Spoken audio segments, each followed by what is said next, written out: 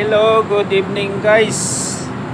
Nandito tayo ngayon sa Santarém, Brazil, nakaangkorahe. Waiting tayo na magloading ng soya dahil may mga nakadikit pa doon na barko. Dito pa tayo sa angkorahe at maulan-ulan.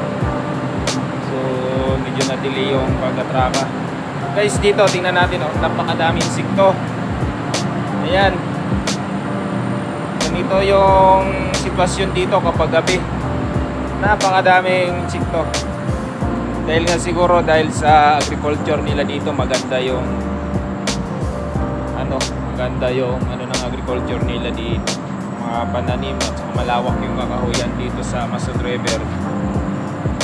Kaya yan, punong-puno na insekto malapit sa mga ilaw.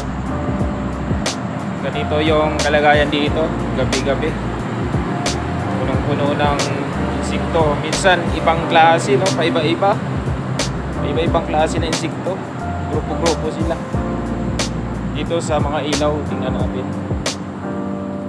Ayan, no? Ayan, sa mga ilaw. Dami. Kaya kinabukasan, punong-puno yan ng mga insekto yan dito sa Puerto. Hanggang taas yan, bawat ilaw mayroon. Yan sa Santarém, Brazil. So, ito parang bukod itong ilog na to dyan sa unahan paglabas ito, Amazon River. Tapos guys, dyan yung airport nila, oh. Ayan doon. Tapos yun pinaka city ng Santarém.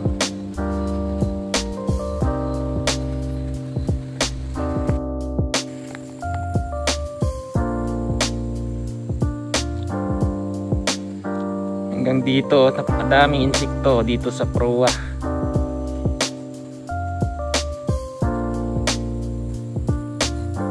Ayan. Ayan guys, thank you for watching.